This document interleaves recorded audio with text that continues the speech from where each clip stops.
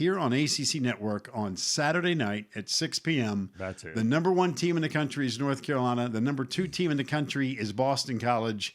And you will get that game for an ACC title, and it is a big deal. And it's a big deal for us, Wes, for our next guest who makes her 5th appearance on the program, the best in the business. Simple as that. Charlotte North, how we doing? Yep. Hi, how are you guys? Not Great. as good Wait a as second. you. No, clearly not. Clearly not that good. Wait, Pack, what does Charlotte get for a 5? What do we hand out? Is that half a mug for 5?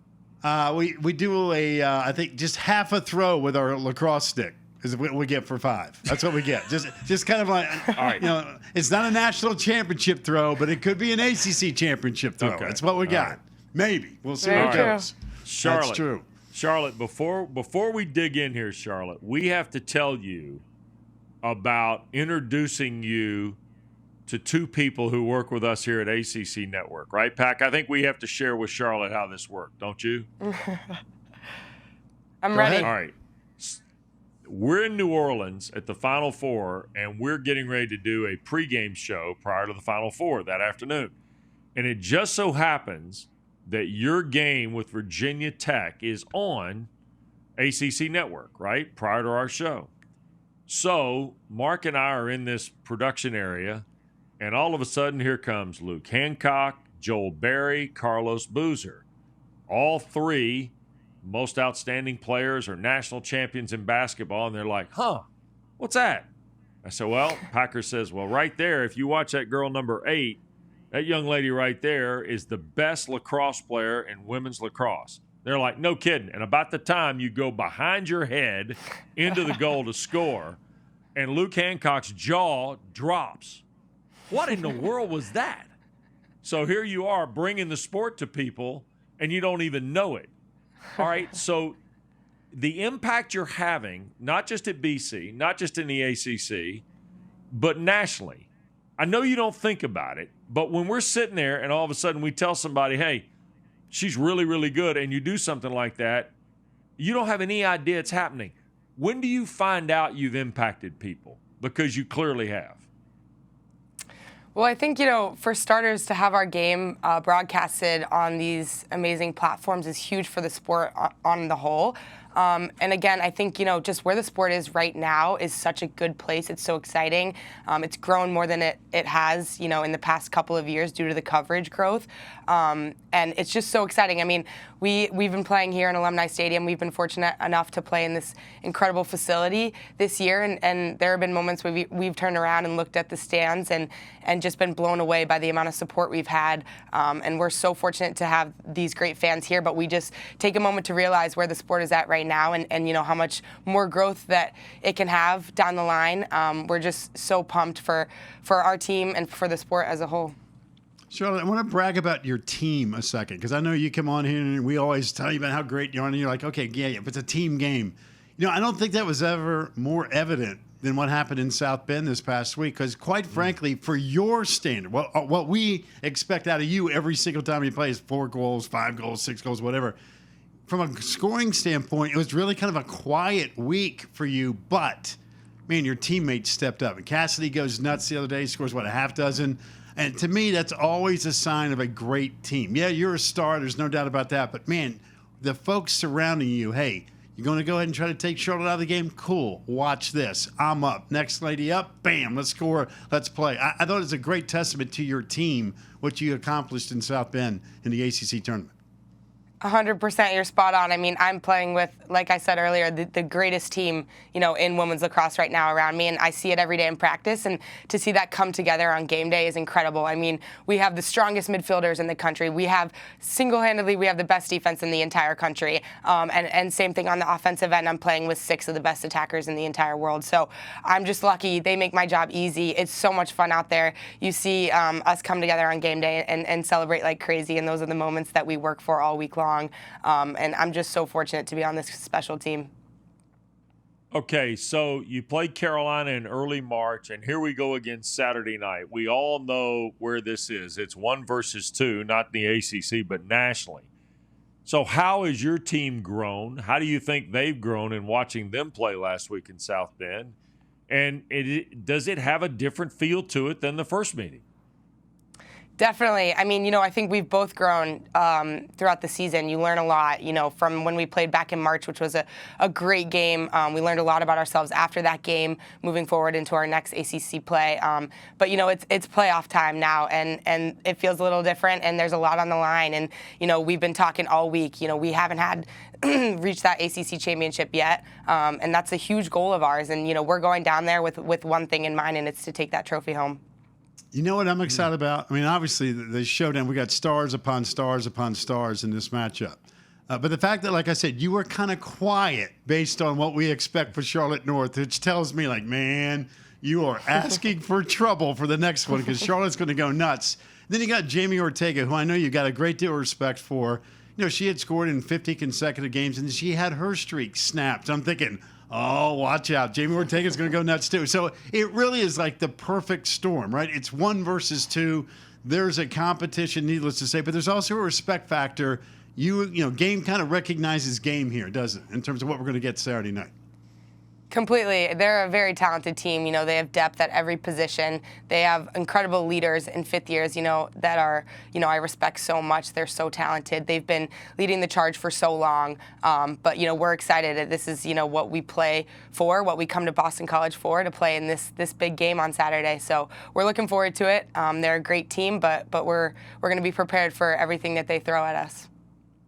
Charlotte, I know you've played national teams. I mean, all you guys kind of know each other, I guess. How much familiarity is there Saturday?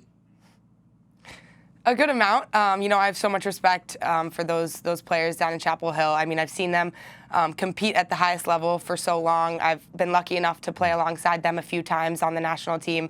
They're great people, great players. But Saturday, we got a lot on the line. It'll be strictly business. But again, I have so much respect for all of them. By the way, when you get a match, go ahead, Wes. I'm sorry. Go ahead. Charlotte, I want to follow up here real quick. Every time we talk to someone, whether it's Dana or somebody involved, maybe Acacia, Jenny Levy, I mean, it varies, right?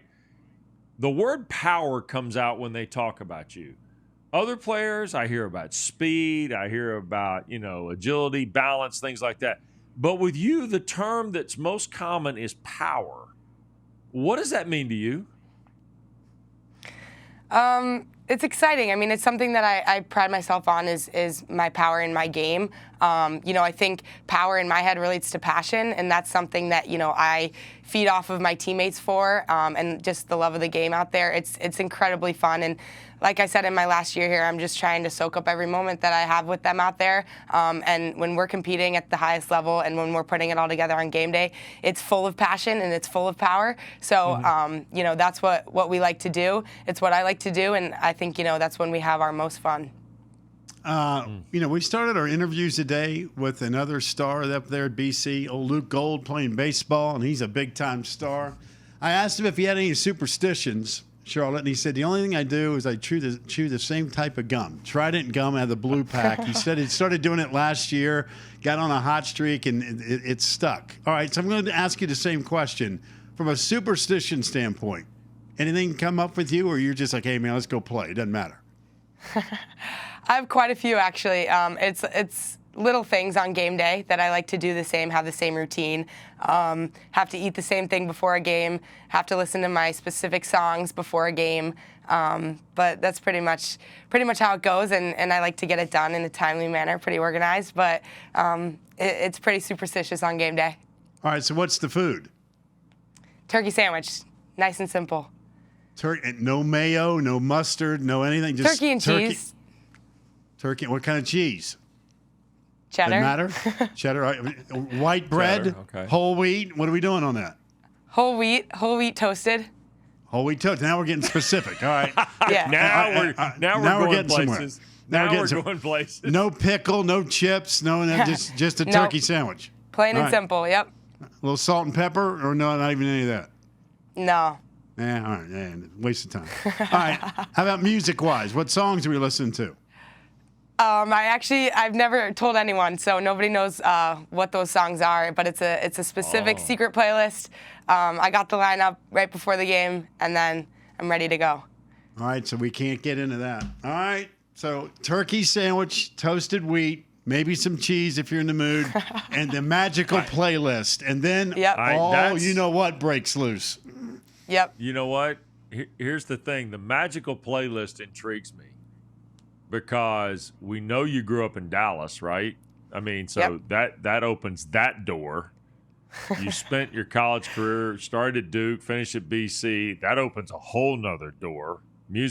Musically packed, that secret, Charlotte North Power playlist could be anywhere. It could be anywhere music-wise. Can you give us a hint of the genre? Is it country music? I mean, it's a wide variety. I'll give you that. Right. It's a wide variety. See, there we go. I knew it. I bet there's like the country rock segment, there's the rap segment. I bet there's speed metal in there, like some, like the hair band, like Rat or Dio or something like that from the 80s or 90s. I bet she's got it all. I bet it's like 8 songs packed that covers everything. We're never going to know. We're never going to know. I can tell. Charlotte's not giving that info up. That is not good. All right, now, Charlotte, before we let you go, there is this one thing I do want to ask you about because I've noticed on social media with you that you do have some NIL stuff going here. But I want to dive a little into what that is because I know it's become a really hot topic across the board in college athletics at a lot of levels, especially with the football stuff and some of the basketball. But it seems to me, and I've also noticed with Aaron Matson, who played field hockey at Carolina, the same thing. Some of your NIL is gauged towards equipment, camps, apparel, things like that as it relates to lacrosse. Has that been as beneficial to you as you would have expected or hoped for from the name, image, and likeness stuff? Definitely. I mean, I think it's super exciting. There are opportunities, across the board. You see athletes, like Aaron Matson and other people using their platform and getting those deals that are so exciting. For the equipment side, the apparel side, I think it's huge. I think the coolest piece is that camps part, camping clinics that you can, really connect with the next generation of players while you are in college, not just, once you finish playing. But I mean, personally, it's such a fulfilling experience, and it's so exciting. It's something that, athletes have deserved for a while, and so it's really incredibly exciting. I just want to tell you, Charlotte, before we say adios to you, it's been real cool to get a chance to know you. Wes and I brag all the time about the student athletes on this show. And across the league. I mean, it's just impressive what young people are doing, but you've taken it to a different level, and it's a joy to watch you play because I know how much you love. You got a true passion for what you do. But it's been cool to get a chance to know you on the show. And can't wait to see what the final chapters are going to be for you at BC, but it's been great having you on the show. Thank you so much. It's been so much fun. Thank you both for having me. You got it. Well, I want to tell you this too, Charlotte. You and your team and this league, not only will you find out where you're going on Sunday in terms of the Women's Lacrosse National Championship and the tournament, but the fact that the Women's Lacrosse National Championship finals are on ESPN this year proves that you and others like you have moved that sport to another level. So congratulations on that, and the success of BC and Carolina and everybody else that plays this sport has done a lot to move it forward. So congratulations on that, and good luck Saturday night here on ACC Network. Thank you so much. It's huge. The sport's in a great place, and it's only growing bigger. Thank you guys so much for having me.